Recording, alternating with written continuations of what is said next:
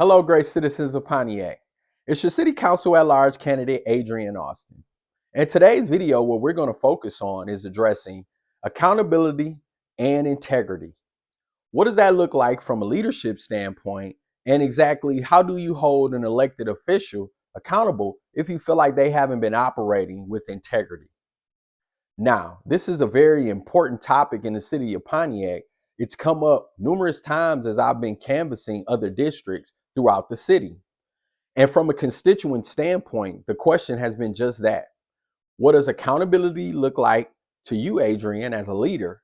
And how exactly do we hold elected officials accountable from a resident standpoint if we feel like they haven't been operating with integrity? Now, I want the great citizens of Pontiac to know that when you see fit to elect me as the first city council at large, I will operate with integrity.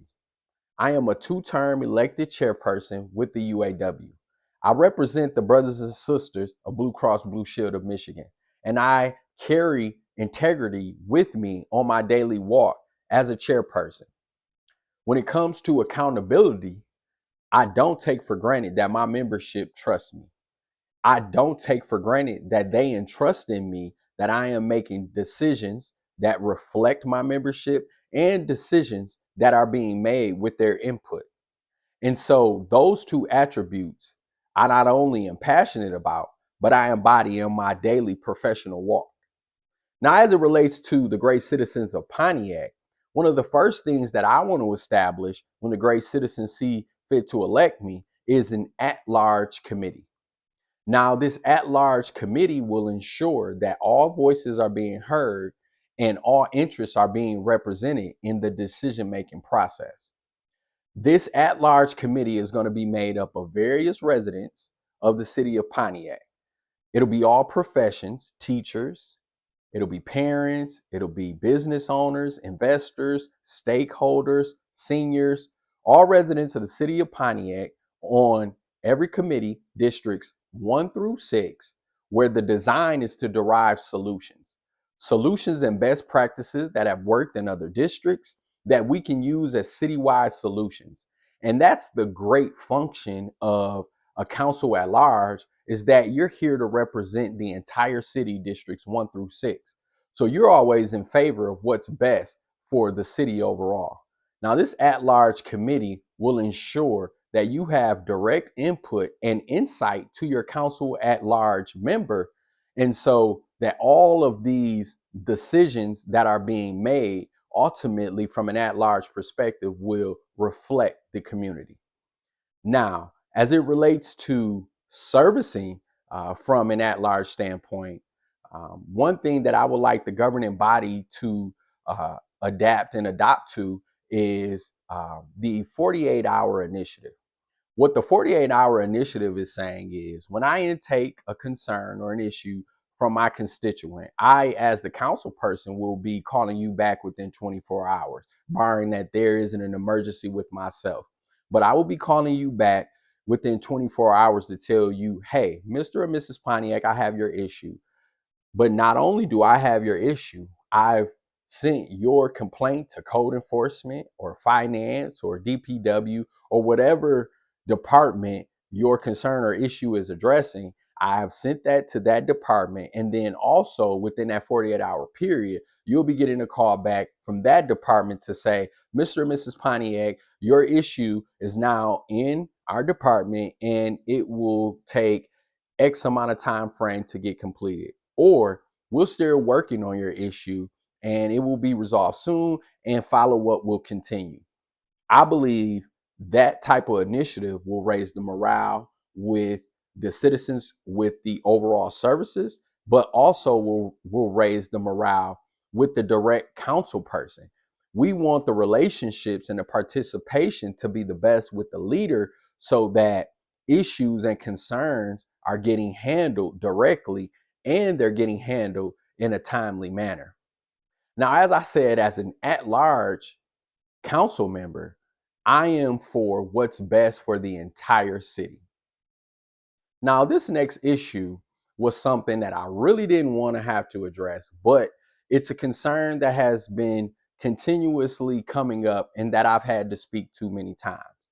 And I've had different candidates base or different residents of the city of Pontiac, unfortunately, say that Adrian only is supporting Mike McGinnis. He's going to his events.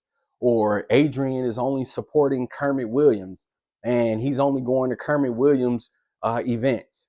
Well, Adrian, from an at large standpoint, is in support of what is best for the city of Pontiac and the great citizens of Pontiac.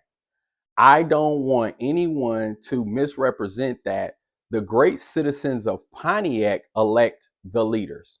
The great citizens of Pontiac endorse the candidate who they feel is best to lead either as mayor, at large, or district.